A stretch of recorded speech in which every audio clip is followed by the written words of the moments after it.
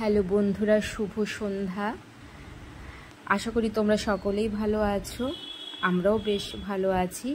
এখন তো অম্বুবাচী চলছে, তো অনেক নিয়ম থাকে এই সময়টাতে। তার মধ্যে একটা নিয়ম হচ্ছে আমদুধ খেতে হয়। এই অম্বুবাচীতে ঠাকুরকে আমদুধ দিতে হয়, আর সেই আমদুধ নিজেদেরও খেতে হয়।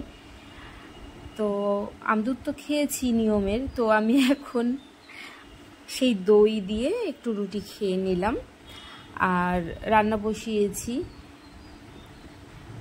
আচ্ছা, দই দিয়ে রুটি তোমরা কি খাও? আমি কিন্তু খাই, বেশ ভালোই লাগে। আর এদিকে তো রান্না বসিয়ে দিয়েছি, সঙ্গে একটু বাজারও আছে, সেটা ধুয়ে পরিষ্কার করে নিচ্ছি।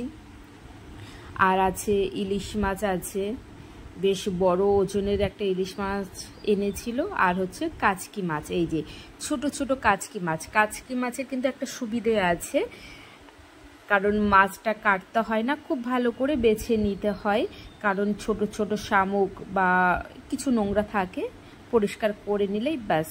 আর এইদিকে আমি ইলিশ মাছটা রান্না করছি। ইলিশের ছোট পিসগুলো আজকে রান্না করছি, বড় পিস আমি ভাপা বা সর্ষে ইলিশ করব বলে রেখে দিয়েছি।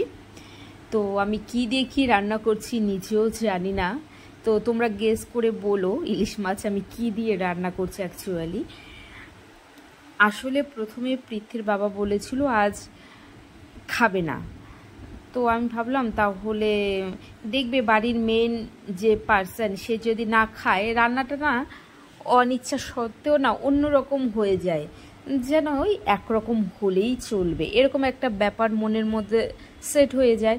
তো ওরকমই হয়েছিল। শেষের দিকে অবশ্য পৃথ্বীর বাবাকে আমি খাবার পাঠিয়েছি, ও খেয়েওছে। যাই হোক, এই তো ইলিশ মাছ দিয়ে আমি এভাবেই একটা কিছু রান্না করলাম, তবে খেতে কিন্তু বেশ ভালো হয়েছিল। এই তো রান্নাবান্না প্রায় শেষের দিকে। এখন আমি পৃথ্বীর বাবার জন্য লাঞ্চ বক্সটা রেডি করে নেব, জাস্ট একটু শুকিয়ে নেব তরকারিটা।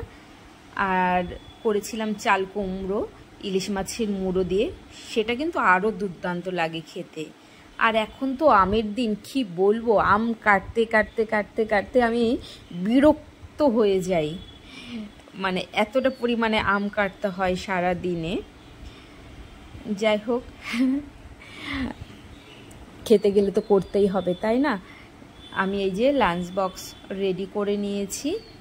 একটুখানি পরে আসবে একটা দাদা, তার কাছে পাঠিয়ে দেব পৃথ্বীর বাবার লাঞ্চ বক্স এটা। আর তারপর আমি খেয়ে নেব পৃথ্বীর সঙ্গে।